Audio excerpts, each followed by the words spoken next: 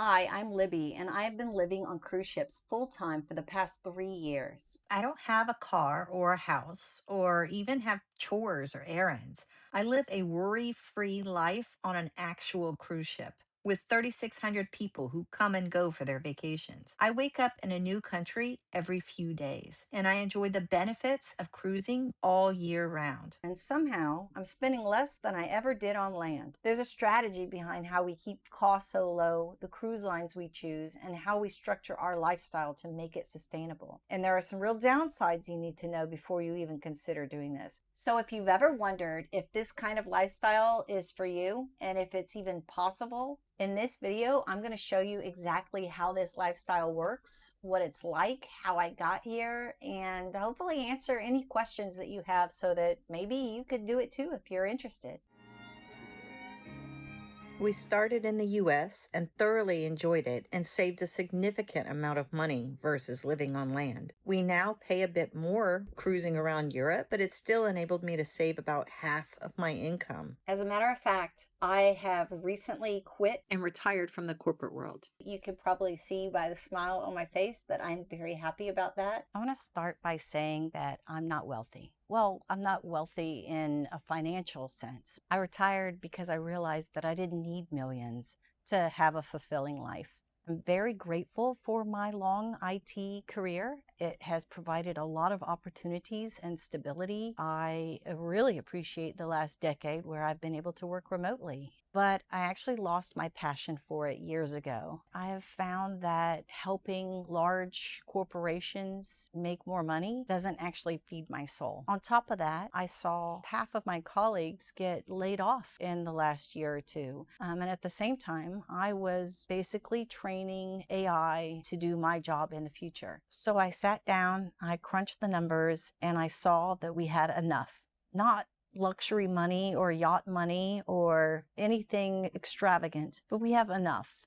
I don't know how long I'm going to be able to live this kind of a lifestyle where I'm just cruising around. The offers might dry up, the deals may go away. Still, for now, I'm enjoying every single moment. To be age 52 and retired to where I can do whatever I want every single day, yeah.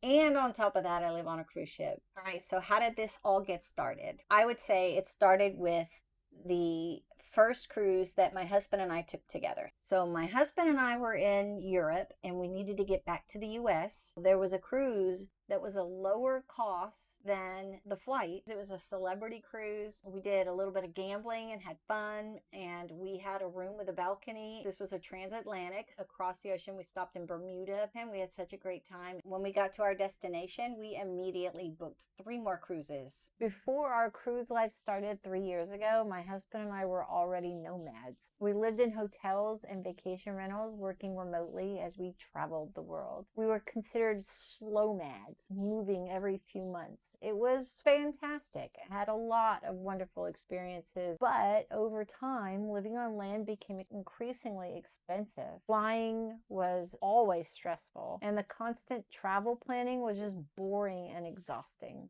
So what led us to live on cruise ships? Number one, we took our first cruise and loved it.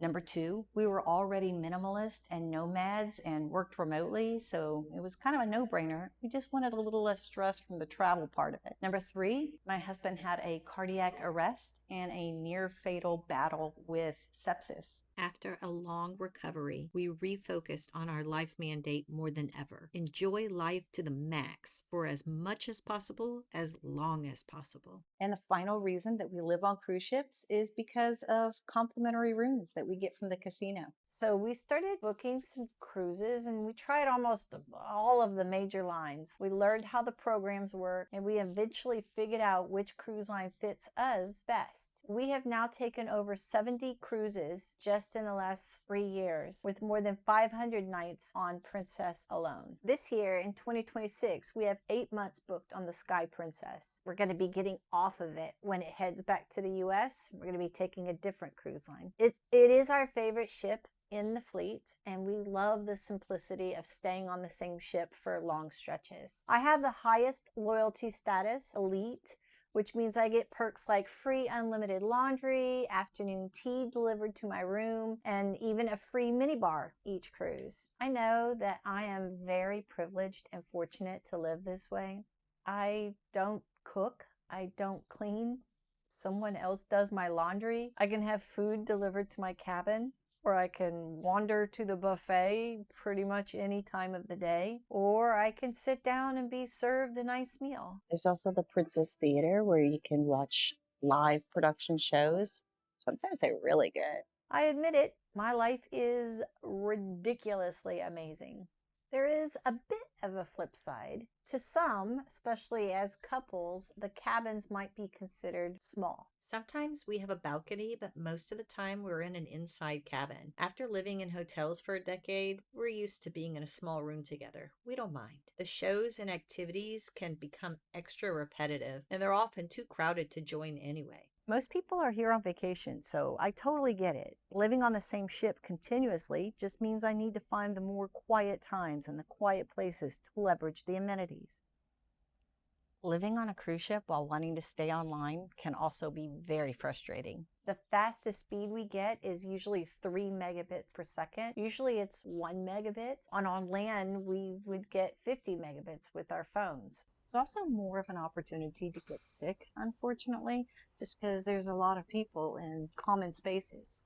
I usually have a cold or the flu about once a year, and I've never actually had a gastrointestinal illness on a cruise ship, but I am very careful to reduce my risk.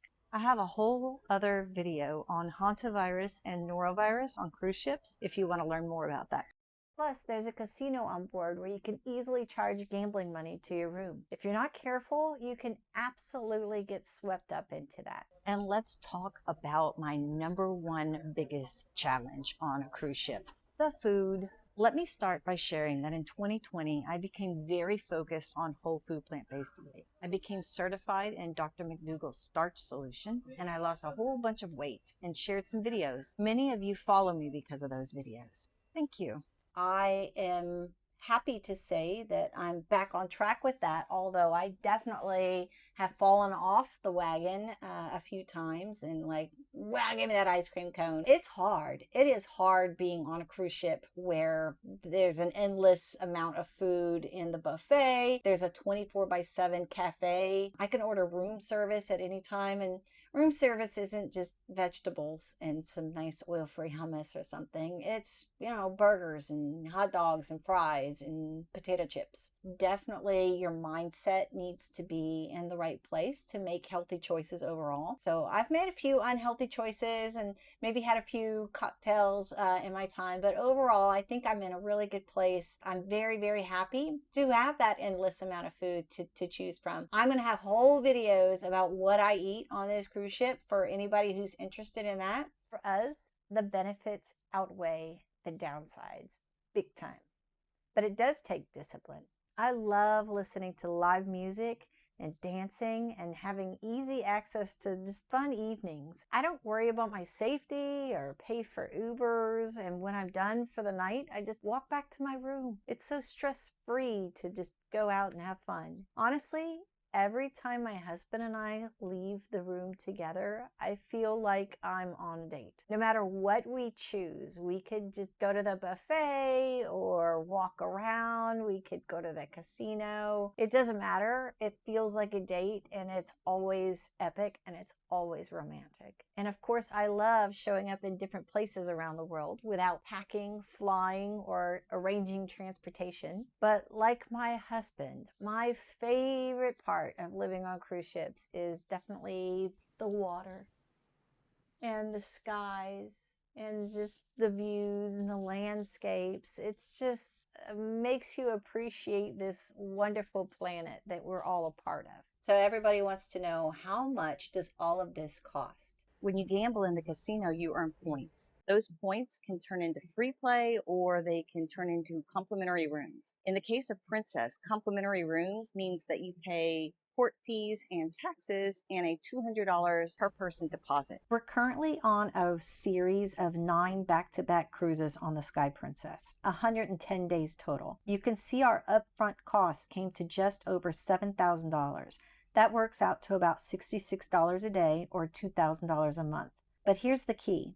That's basically the ceiling of what we'll ever pay because we get most of it back. Across those 9 cruises, we received about $6,600 in OBC, nearly 90% of our total cost back as onboard credit. Onboard credit can be spent on drinks, specialty dining, excursions, internet, spa, photos, the arcade, and the casino.